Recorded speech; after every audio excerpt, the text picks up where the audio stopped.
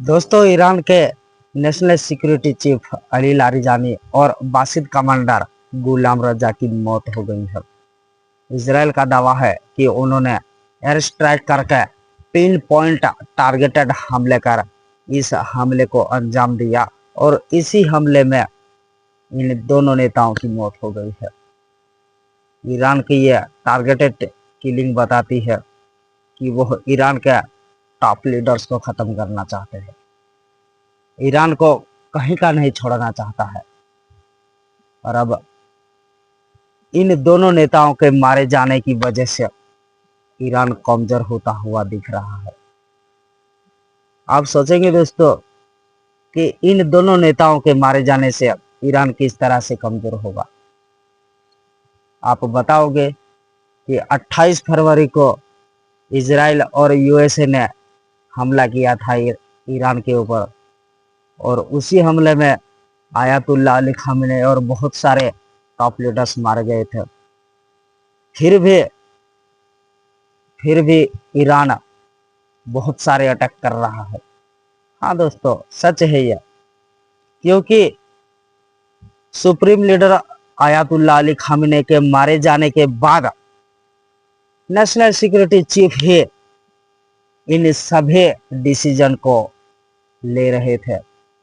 Iran की सभी defence strategy तैयार करना और पूरे विदेश मंत्रालय को चलाना सिर्फ अली लारिजानी के हाथों में था।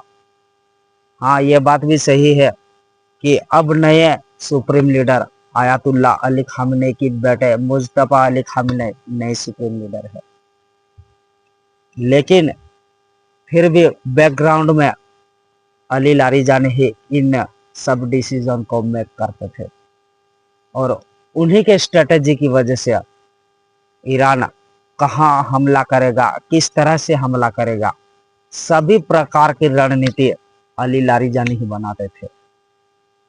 लेकिन अब अली लारिजानी को इजराइल ने खत्म कर दिया है, तो कहीं ना कहीं पावर बैलेंस तो खराब होगा ही ईरान का। और एक तरफ बासित कमांडर गुलाम रजा के मौत के बाद भी,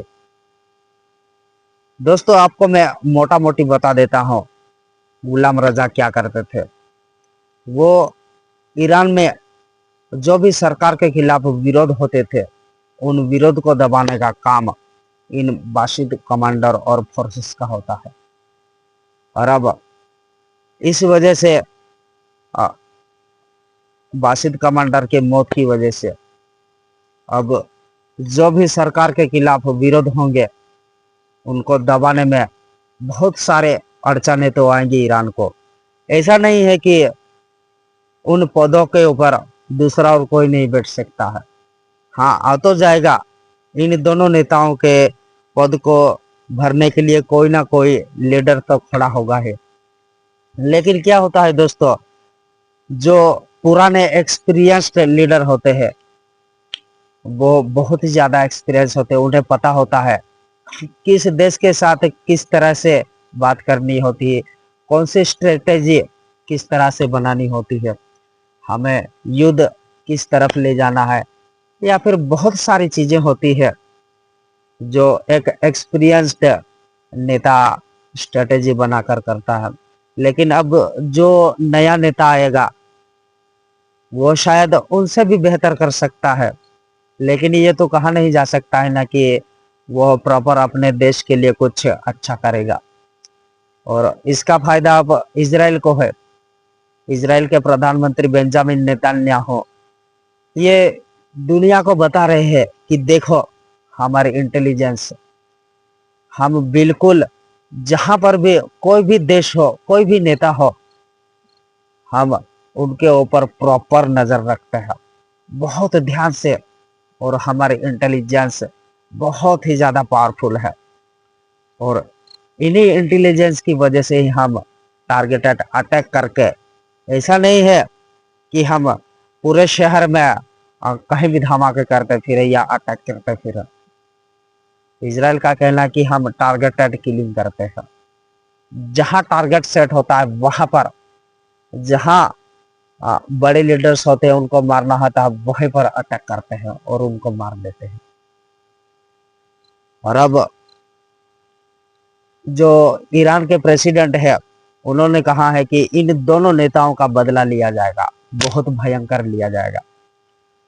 तो शायद अब यह वार सिर्फ इस रीजन में ही नहीं है, शायद आगे भी बढ़ेगी।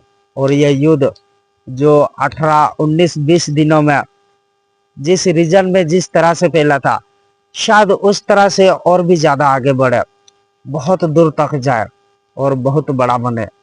और इस वजह से जो इन सभी तनाव के बीच स्ट्रेट ऑफ हॉर्मुज को ईरान ने ब्लॉक करके रखा था, और ब्लॉक करने के वजह से पूरे ग्लोबल में एनर्जी का शॉर्टेज आया, भारत में भी आया।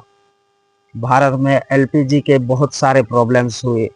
हालांकि भारत सरकार ने इसके ऊपर अपनी स्ट्रेटेजी बनाकर 2-3 जहाज़ों को जो एलपीजी के थे वो भारत आने में उन्हें कोई प्रॉब्लम नहीं हुई, क्योंकि ईरान के साथ भारत सरकार बातचीत कर रहा है। लेकिन कहीं ना कहीं अब इन सभी घटनाओं के बाद अब जब युद्ध भड़केगा तो ये तो ईरान और भारत सरकार के बातचीत के ऊपर डिपेंड करता है कि आगे क्या होगा। लेकिन अगर ये युद्ध और भी ज्यादा भड़का तो फिर भारत के ऊपर भी इसका असर पड़ेगा। सिर्फ भारत के ऊपर ही नहीं बल्कि ग्लोबल के ऊपर ही फर्क पड़ेगा। लेकिन हम भारत की बात इसलिए करेंगे क्योंकि हम भारतीय हैं। भारत की इकोनॉमी, भारत की मिलिट्री पावर और भारत की स्ट्रेटेजी आखिर क्या रहती है, ये तो हमें फ्यूचर में ही पता चलेगा। तो दोस्तों, आज की इस वीडियो में बस इतना ही था। अगर आपको ये वीडियो अच्छी लगी हो तो प्लीज़ लाइक करेगा, और ऐसे ही वीडियो को देखने के लिए आप लोग चैनल को सब्सक्राइब भी कर रखिए। धन्यवाद दोस्तों, जय हिंद।